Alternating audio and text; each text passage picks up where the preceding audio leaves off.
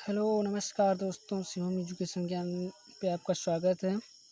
आज हम लोग पढ़ेंगे कक्षा 10 गणित चैप्टर 9.1 क्वेश्चन नंबर 4। क्या है क्वेश्चन नंबर 4 देखेंगे।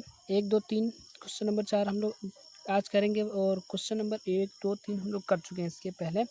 सेम टू सेम बिल्कुल उसी तरह करना है इसको भी। देखते हैं क्या करना है हमें। पढ़ लेते हैं एक बार क्वेश्चन।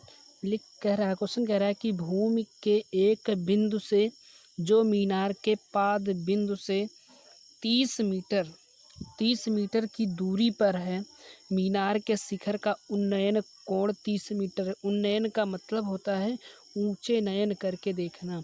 मतलब अगर कोई जो व्यक्ति है नीचे खड़ा होकर के ऊपर स्थित वस्तु को देखता है, जब हमारी आँख क्या करती है ऊपर की ओर किसी वस्तु को देखती है, तो जो उनके बीच का कोण बनता है उसे हम लोग क्या कहते हैं, उन्नयन कोण।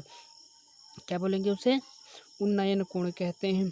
ठीक है, तो उन्नयन कोण 30 डिग्री है। तो मीनार की ऊंचाई निकालनी है हमें। क्या निकालनी है, मीनार की ऊंचाई निकालनी है। ठीक है, तो देख लेते हैं। मान लिया ये हमारी भूमि है। क्या है हमारी, ये भूमि है। ये हमारी क्या है, भूमि है। फिर मीनार के भूमि के ऊपर एक मीनार खड़ी है। मीनार हम उन लोगों को नहीं बनानी है, ठीक है ना। तो मीनार नहीं बनाएंगे हम लोग, क्या करेंगे, बस इसी तरह एक लाइन खींच देंगे। इसी तरह से क्या कर देंगे, ये हमारी क्या हो गई, एक मीनार हो गई। और जो यहाँ पे कोई प्रेक्षक खड़ा है, मतलब एक व्यक्ति खड़ा है, इस मीनार के शिखर पर कोई वस्तु रखी है, उसको ये देख रहा है। और जब इस वस्तु को यहाँ से खड़ा ये व्यक्ति देखता है, ठीक है, तो इनके बीच एक कोण बनता है, जिसे उन्नयन कोण कहते हैं हम लोग। और वो उन्नयन कोण कितना है हमारे पास, 30 डिग्री का है। कितने का है, 30 डिग्री का है। तो यहाँ पे लिख लेते हैं 30 डिग्री। अब इसका नामकरण भी कर देते हैं इसी तरह, ए बी और सी। हो गया ना। अब चलिए, अब हमने कहा था इतना करने के बाद कुछ भी नहीं करते हैं, बस जो जो क्वेश्चन में कहते हैं, जो जो क्वेश्चन में दिया होता है हमको दिखाई देता है, वही वही लिखते चले जाते हैं। हमें क्या कह रहा है कि मीनार के पाद बिंदु से 30 मीटर की दूरी पर है। ये हमारा मीनार है। मीनार का पाद बिंदु का मतलब होता है जहाँ पे कोई वस्तु स्थित होती है जमीन से। तो ये और जो व्यक्ति खड़ा है और जो मीनार का पाद बिंदु है, यहाँ से यहाँ तक की दूरी कितनी है हमारे पास, 30 मीटर। कितनी है, 30 मीटर इसकी इनके बीच की दूरी है। और हमें निकालनी क्या है, मीनार की ऊंचाई। हमें ये निकालनी है, ए बी निकालनी है, ऊंचाई निकालनी है। तो हम मान के चलते हैं हमारे पास ऊंचाई जो है तो ये अच्छा, आप नहीं भी मान सकते हैं, कोई दिक्कत नहीं। ओके, ठीक है, लेकिन हमने मान लिया ऊंचाई क्या है, एच है। अब हल करते हैं। यहाँ पे लिखेंगे हल। सबसे पहले फिगर बनाना समझेंगे, फिर इसके बाद हल करना लिखेंगे। हमें त्रिभुज में क्या क्या दिखाई दे रहा है, बीसी दिखाई दे रहा है। बीसी हमारा कितना है, 30 मीटर। तो हम यहाँ लिख लेंगे बी सी बराबर 30 मीटर। और हमें क्या दे रखा है, त्रिभुज कोण जो सी है वो कितने का है, 30 डिग्री। तो यहाँ पे लिख लेंगे कोण ए सी और बी बराबर कितना है, 30 डिग्री। ठीक है ना, यही तो हमें दे रखा है। बस अब त्रिभुज हमारे पास देखो, समकोण त्रिभुज बन रहा है। एक समकोण त्रिभुज बन रहा है। समकोण त्रिभुज ए बी सी में, समकोण त्रिभुज ए बी सी में। अब हमें समकोण त्रिभुज ए बी सी में क्या दिखाई दे रहा है, अरे हमने यही तो बताया भाई।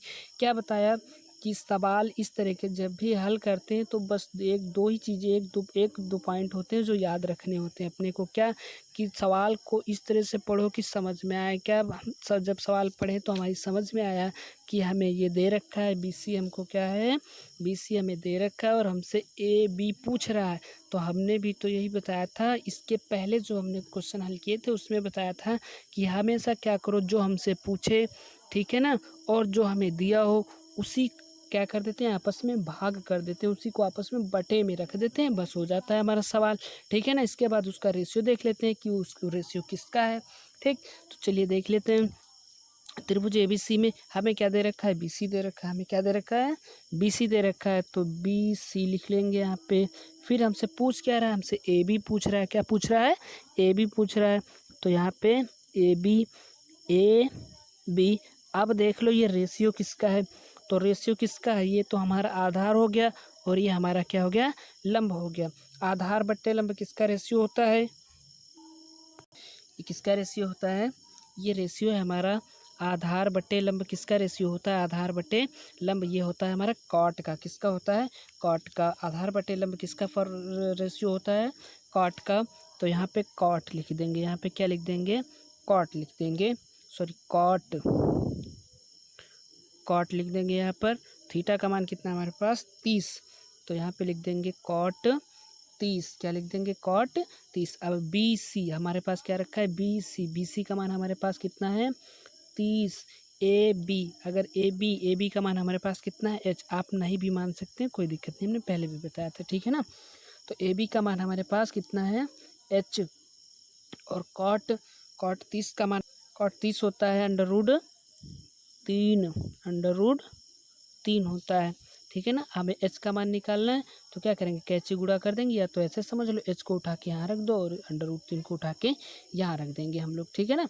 तो एच इस तरह से, वैसे भी कैंची गुणा करेंगे हम लोग, इसके पहले सीख चुके हैं, ठीक है ना। तो एच का जब मान निकालोगे तो ये आएगा 30/√3, ये हमारा आंसर हो गया।